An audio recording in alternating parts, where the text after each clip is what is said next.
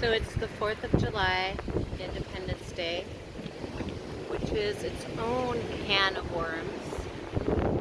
And I'm coming out of a year and a half of burnout and experiencing all my own inner polarization between good and bad, right and wrong, victimhood, perpetrator, the taboo of divorcing your parents when you're supposed to love them, but realizing that the base and root of all of your own self-love is twisted because it's been inverted by words of I love you, but only demonstrating that you're not good enough, and how that was internalized. And I'm not sharing this from the victim identity because that's just all that I've walked through. And coming out of it is just like looking in the mirror of all the mimicry of the injustice that I experienced and saw and studied in my parents, and all of the dumping on me that I made into feeling disposable and completely unworthy and an uneligible citizen in this world. It's unwanted, unwelcome, and just sorry for taking up space.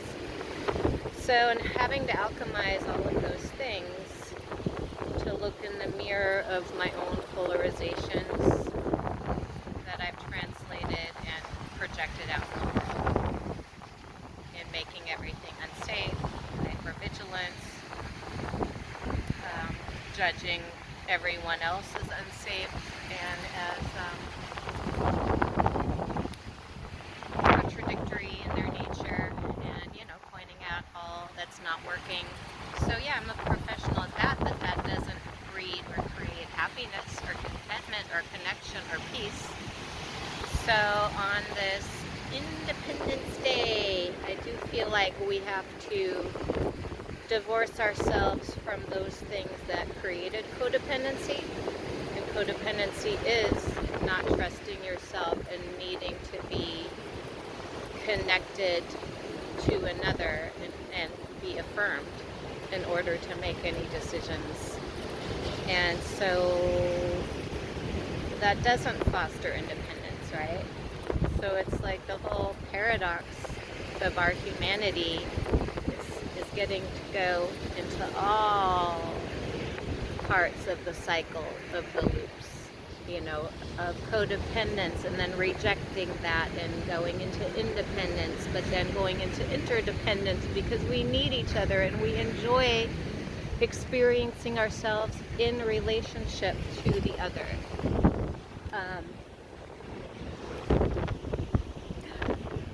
Getting out this little hut with the beach. So all that to say is that what I'm pondering today and this week is just the nature of solidarity, and I feel like maybe that is the product of having done the dance of the figure eight into your own sovereignty.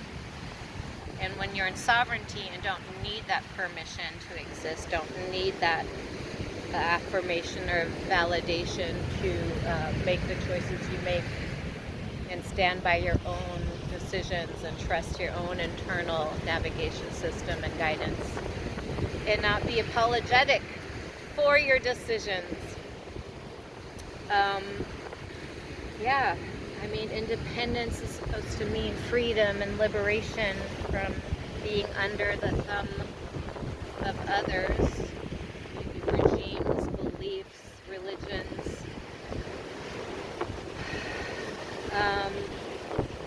Solidarity feels like a free choice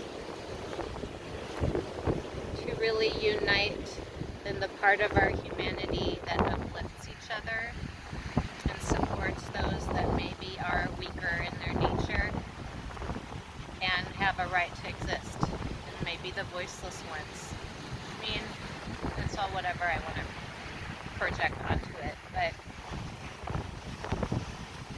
this is where I find myself today, in this moment of like the freedom to be me, the freedom to choose, the freedom to feel safe in exactly where I am, like a turtle with its own shell and house. And feeling in solidarity with, instead of in conflict with different people, things, past events, people I was afraid of, people I felt like I needed protection from. But really I just feel like in solidarity for their highest good, in solidarity for their freedom, in solidarity for their inner peace, and solidarity in the beauty of our humanity. So that's what I'm voting for today. Solidarity with those who are oppressed, solidarity for justice, divine justice. So sending out solidarity to your heart, for your heart to be fully healed, fully content, in peace, in resolution with who you are and your future choices. So sending a big aloha from paradise.